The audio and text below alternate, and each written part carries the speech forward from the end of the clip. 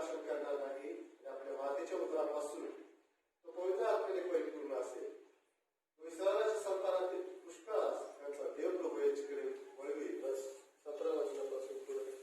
पापाचे अंत करणे मुलांकडे व आज्ञाभंजक लोकांना नीतिमान जनांच्या ज्ञानाकडे वळून प्रभूसाठी सिद्ध प्रजा तयार करावी म्हणून तो एलियाच्या आत्म्याने व सामर्थ्याने त्याच्या पुढे चाले. तेव्हा जकर्या देवदूताला म्हणाला, हे मी कशावरून समजू, कारण मी म्हातारा आहे व माझी पत्नी वयातीत आहे. देवदूताने त्याला उत्तर दिले, मी देवासमोर उभा राहणारा गॅब्रिएल आहे आणि तुझ्याबरोबर बोलण्यास व ही सुवार्ता तुला कळवण्यास मला पाठवण्यात आले आहे. पहा, हे घडेल त्या दिवसापर्यंत तू मुका राहशील. तुला बोलता येणार नाही, कारण यथाकाली पूर्ण होतील अशा माझ्या वचनांवर तू विश्वास ठेवला नाहीस. इकडे लोक जकर्याची वाट पाहत होते व त्याला पवित्र स्थानात उशीर लागल्यामुळे त्यांना आश्चर्य वाटले. तो बाहेर आल्यावर त्याला त्यांच्याबरोबर बोलता येईना. तेव्हा त्याला पवित्र स्थानात दर्शन झाले आहे असे त्यांनी ओळखले. तो त्यांना गुन्हा करीत होता, तो तसाच मुका राहिला. मग त्याच्या सेवेचे दिवस पूर्ण झाल्यावर तो आपल्या घरी गेला. त्या दिवसानंतर त्याची पत्नी अलिशिबा गरोदर राहिली आणि 5 महिने एकांतात राहिली. ती म्हणत असे की लोकात माझा होणारा अनादर दूर करण्यासाठी प्रभूने माझ्याकडे पाहिले, तेव्हा माझ्यासाठी त्याने असे केले. देव आपले वचन आशीर्वादित करो. तो तुमच्या प्रार्थना करू. स्वर्गीय पित्या प्रभू येशू, तुला धन्यवाद. पुन्हा एक बार देव बाप्पा आज त्या तुझ्या वचनाच्या द्वारे तो आमची भेट घ्यावी म्हणून आज मंडळी आणि मी देखील तुझ्या हातामध्ये पडत आहोत. ऐकणारे कान आणि बोलणारे शब्द पवित्र आत्म्याच्या द्वारे आम्हाला दे. देव बाप्पा, मी कोणीही नाही तर तुझा आत्मा हे कार्य शिकवीस नेण्यास समर्थ आहे. म्हणून देव बाप्पा, तुझं वचन हे जिवंत आणि आमच्या जीवनाला पालन करा असं असू दे. हीच मी तुझं प्रार्थना करतो येशू ख्रिस्ताच्या नावात मागतो. देवाची स्तुती असो. प्रियांनो, पुन्हा एक बार मी तुम्हाला आज देवाच्या वचनाकडे लक्ष वेधून घेत असताना आपण पाहतो की सेवा, प्रभूची सेवा करणं हे कितीही चांगलं आहे. परंतु प्रभूची किंवा देवाची सेवा ज्यावेळेस आम्ही करायला लागतो तर सगळ्या गोष्टी आम्हाला भेटतील ह्या जगातल्या असं कधीच होत नाही. प्रियांनो, काय ना काय देव गुण आमच्यामध्ये ठेवतो. जसं की आम्ही पाहतो की अब्राहम, देव कसं त्याला सांगत होता तसं तो चालत होता, विश्वासाने जीवन जगत होता आणि त्याने अनेक देवाच्या इच्छेनुसार त्याने आपलं गाव सोडलं, सगळं राष्ट्र सोडलं, शेतीवाडी सोडली आणि देव सांगत त्या राष्ट्रामध्ये तो निघाला. देव त्याच्याबरोबर होता, परंतु त्याला लेकरू बाळ नव्हतं, त्याला मूलबाळ नव्हतं. आणि देवाने तर त्याला आशीर्वाद दिला की तुझी संतान कशी असेल, आकाशातल्या ताऱ्यासारखी. अजून ह्याला संतानच नाही. म्हणजे सेवा करत असताना किंवा आम्ही प्रभूमध्ये वाढत असताना किंवा प्रभूमध्ये राहत असताना देव सगळ्या गोष्टी आम्हाला देईल असं कधीच होत नाही. काय ना काय होणं आमच्यामध्ये ठेवतो आणि नेमकं उलट तेच ठेवतो जे आम्हाला पाहिजे तेच उलट आहे. आणि अब्राहमाला मूलबाळ नव्हतं आणि पहिला चमत्कार आहे जो देवाने अब्राहमाच्या बाबतीत तो सक्सेस केला की ते दोघंही ज्यांना मुलबाळ होतं आणि देवाने त्याला दिलेलं अभिवचन होतं की तुझी संतान मी आकाशातल्या तारकामध्ये चौकी. देवाने त्याच्या अभिवचनानुसार त्याला मुलगा दिला. त्याचं नाव काय? इसहाक. त्याचं नाव काय आहे? इसहाक. म्हातारपणात त्याला दिला. आता नवीन करारामध्ये देखील हाही म्हातारा आहे, जकर्या आणि त्याची बायको अलिशिबा दोघंही मंदिरामध्ये सेवा करतात. दोघंही देवाच्या दृष्टीने नीतिमान आहेत, देवाला घेऊन वागतात. एवढं करत असूनही त्यांच्यामध्ये देखील देवाने उन्ह ठेवलं. आणि उन्ह काय ठेवलं तर त्यांना हे लेकरू बाळ आहे. त्या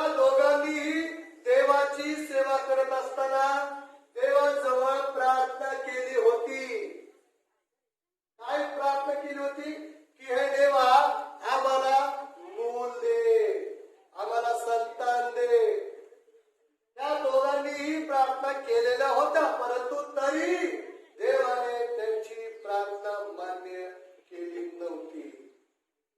असं कसं होईल की आपली प्रार्थना देव मान्य करत नाही? प्रियनो, देवाचं वचन इतकं सक्षम आहे की ते सक्सेस झाल्याशिवाय ते परत जात नाही.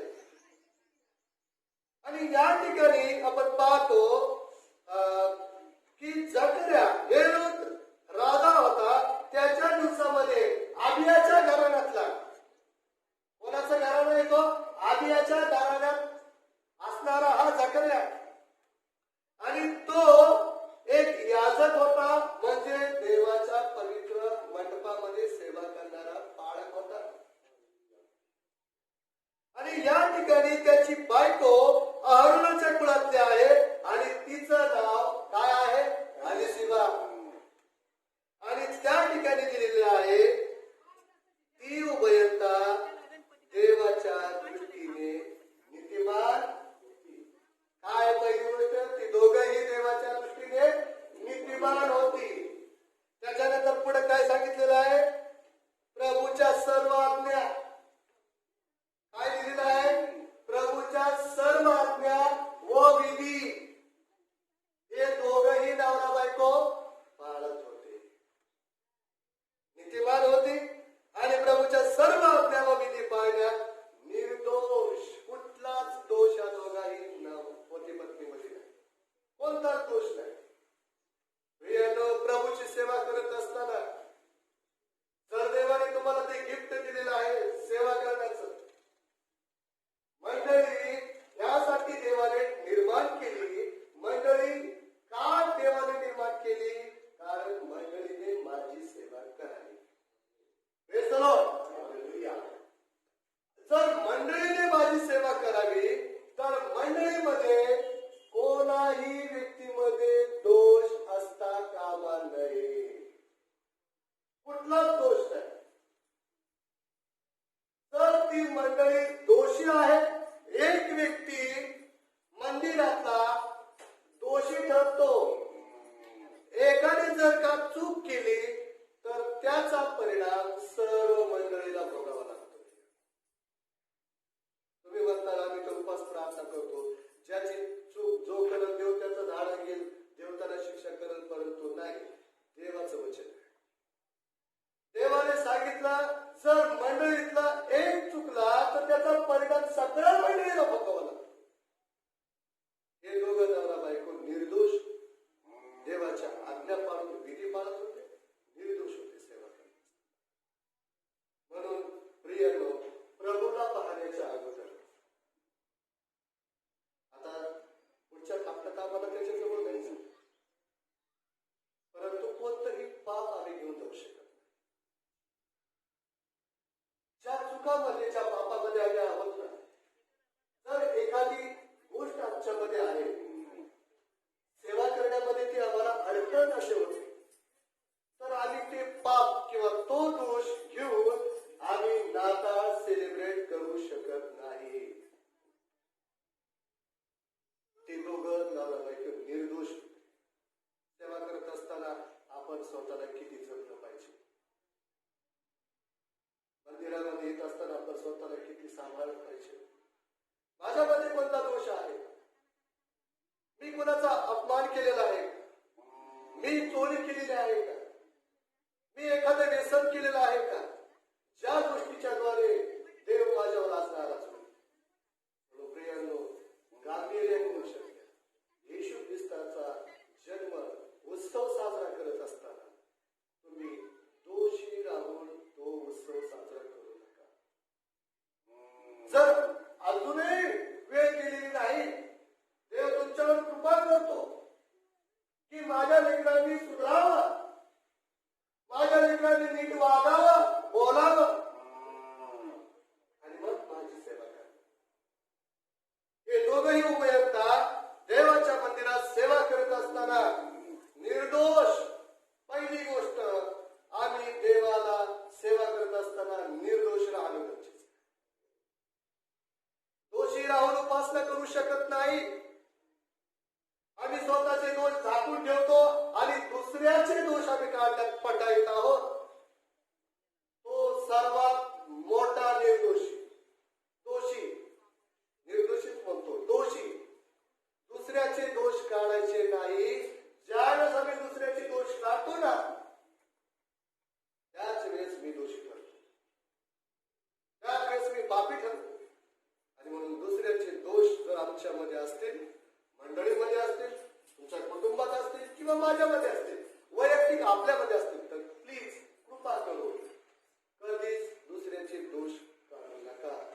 देवाची सेवा करायची, देवाच्या जवळ यायचंय, प्रार्थना करायची, तर आम्हाला निर्दोष.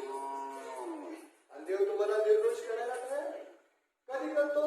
ज्यावेळेस आम्ही आमचा अपराध देवापुढे कबूल करतो की हे देवा मी पाप केलं, हे देवा मी तुझ्या पवित्र मंदिरात येण्या अगोदर मी पाप केलं, मला क्षमा कर, मला माफ कर.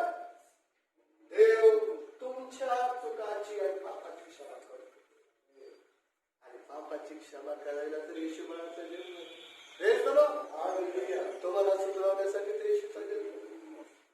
आणि म्हणून पाप घेऊन देवाला कोणी पाहू शकत नाही. निर्दोष राहा आणि निर्दोषतेने उत्सवाच्या दिवसामध्ये आनंदाने उल्हास करा. देव तुम्हाला असा आनंद देईल, नाताळला वाचतानाच तुम्हाला आजपासून आनंद वाटायला लागेल. नाताळ जवळ येत असतानाच तुम्ही आनंदाने देवाची स्तुती करणारे व्हा. आणि म्हणून 25 डिसेंबर ही नाताळाची तारीख, ही त्याची जन्माची तारीख नाही, ती ग्राह्य धरण्यात आली आहे. आणि म्हणून नाताळ आज माझा आहे. कोणाचा नाताळ आहे माहिती? नाताळ कोणाचा सेलिब्रेट होतो? तो प्रयत्न करतो पापातून पाळण्यासाठी किंवा सुटण्यासाठी, जो प्रयत्न करतो व्यसन सोडण्यासाठी, जो प्रयत्न करतो माझ्यातला वाईट स्वभाव मला बदलण्यासाठी, त्या मुलाचा खरा नाता. त्याला म्हटलं पश्चाताप. Praise the Lord, praise the Lord. त्याला म्हटलं गेलं पश्चाताप. आणि हे दोघं देवाच्या दृष्टीने निर्दोष होते. आणि मग एकदा असं झालं की तो वर्गाच्या अनुक्रमाने देवापुढे आपलं याजकपणाचं काम, आता त्याचा नंबर आला. 24 वर्गामध्ये याच कामची विभागणी केली होती. 24 गट, 24 कुळातले घराणे आपण त्याला म्हणतो. आणि या 24 वर्गाचा आळीपाळीने नंबर येत होता. आणि आता जखऱ्याचा या वर्षी नंबर आला.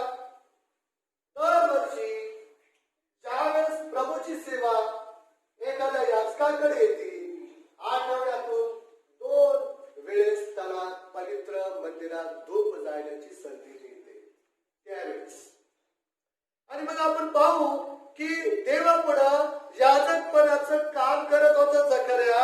आणि याजकपणाच्या परिपाठाप्रमाणे प्रभूच्या पवित्र स्थानात जाऊन धूप जाळण्याचं काम त्याच्याकडे. धूप, निर्गमाचं पुस्तक 30 अध्याय 7 आणि 8 वचन वाचा. निर्गम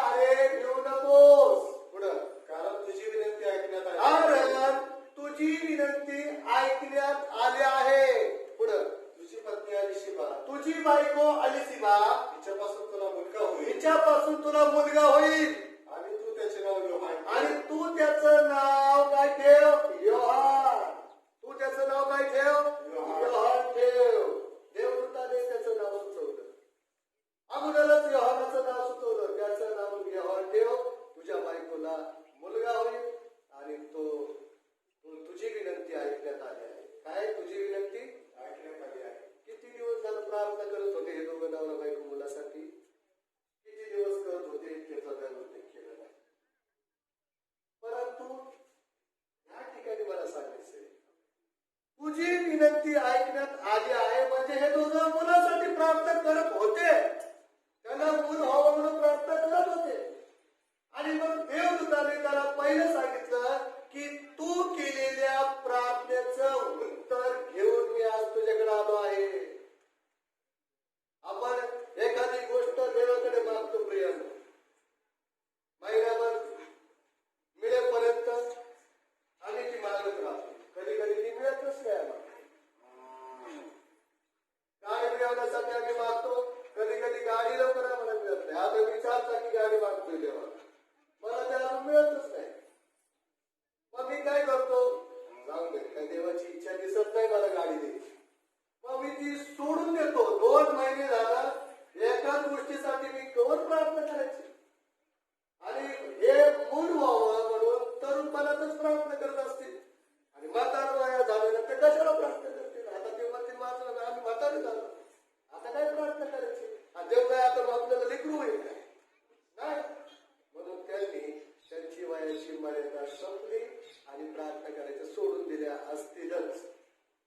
आणि देवाने त्यांच्या विनंतीकडे कधीच दुर्लक्ष केलं नाही. Praise the Lord, hallelujah. तुम्ही ज्या गोष्टीसाठी 1 वर्षापूर्वी किंवा 2 वर्षापूर्वी किंवा 10 वर्षापूर्वी कधी कधी तुम्हाला आठवणार सुद्धा नाही की तुम्ही देवाला काय मागितलं, पण तुम्ही मागितलेलं असतं. पण आता 10 वर्षाचा काळ झाला, तुम्हाला आठवत नाही. पण अशा वेळेस देव दुःख येतो आणि म्हणतो, अरे स्वप्ने 10 वर्षापूर्वी तू प्रार्थना केली होती, ती विनंती ऐकण्यात आली. तो स्वप्ने म्हणतो मी कधी मागितली मला आठवत नाही. म्हणजे देव तुम्ही करत असलेल्या प्रार्थनाकडे कधीच दुर्लक्ष करत नाही. मला सांगायचं हे की नीतिमान आपण त्यावेळेस होतो त्यावेळेस आपल्यामध्ये पवित्र आत्मा प्रार्थनेचा गुण टाकतो आणि आम्ही प्रार्थना करत राहतो. आणि आमच्या प्रार्थना विनंत्याकडे देवाचं बारकाईने लक्ष असतं. तेव्हा धूप जी तुम्ही मागणी केली ती विनंती देवाच्या सिंहासनापुढे जमा झालेली असते. परंतु देव त्याच्या समयामध्ये आणि देव त्याच्या वेळेमध्येच ते पूर्ण करतो. Praise the Lord, praise the Lord. त्याच्या वेळेत आणि त्याच्या समयात तुमचं लग्न होईल. त्याच्या वेळेत आणि त्याच्या समयामध्ये तुम्हाला नोकरी लागल. त्याच्या वेळेत आणि त्याच्याच समयामध्ये देव तुम्हाला उत्तर देणार आहे. तुमच्या इच्छेने कधीच उत्तर येत नाही. Praise the Lord. आपण म्हणतो देवा दे मला उद्याच पाहिजे, नाही. देव म्हणतो त्याला समय लागतो. Praise the Lord, hallelujah. म्हणून वाट पहा, काय काय मागितलं देवाकडे आठवा घरी गेल्यानंतर लिहून काढा. देव न चालो तुम्हाला म्हातारपणात सुद्धा द्यायला बसला. Praise the Lord, hallelujah. Praise the Lord, hallelujah. आणि ते उत्तम असतं. Praise the Lord, hallelujah. पण आता देव तसं करत नाही बरं का. नाही म्हणतात मी म्हातारा झाले बायको देईल नाही. देव त्याच्या समयामध्ये अब्राहमाला म्हातारपणात मुलगा दिला. आता जखर्याला देखील म्हातारपणात देव मुलगा देत आहे. आणि त्याचं नाव काय ठेवायला सांगितलं? प्रयत्न केल्याशिवाय यश प्राप्ती नाही. जखर्याने सेवेमध्ये प्रयत्न केले आणि आता तो सक्सेस होता. आणि मग त्याच्या पुढं अजून काय त्याला व्यवहार ठेव. 14 वचन, त्याच्या जन्माने तुला आनंद होईल. त्याच्या जन्माने तुला आनंद होईल, उल्हास वाटेल, तुला उल्हास वाटेल आणि पुष्कळ लोक हर्ष आणि सगळे लोक आनंद करतील. पुढं, कारण तो प्रभूच्या दृष्टीने महान होईल. कारण तो देवाच्या दृष्टीने महान होईल. तो द्राक्षरस मध्ये कधी प्राशन. असं येशू देखील म्हणाला की योहान प्रभूच्या दृष्टीने महान आहे. योहानापेक्षा कोणीही मोठं झालेलं नाही. मत्ताईच्या पुस्तकात आपल्याला पाहावयास मिळतं प्रियानो. 11वा अध्याय 11 वचन वाचा तुम्ही. त्याच्यामध्ये लिहिलेलं आहे येशू काय म्हणाला योहानाबद्दल. मत्ताई 11:11.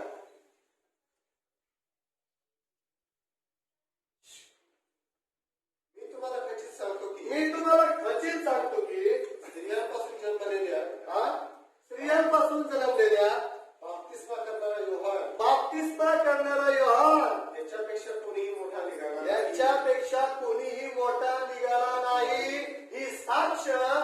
स्वतः येशूने दिली आणि येशूची साक्ष योहान देतो की मी त्याच्या पायतळाचा बंद सोडवण्यास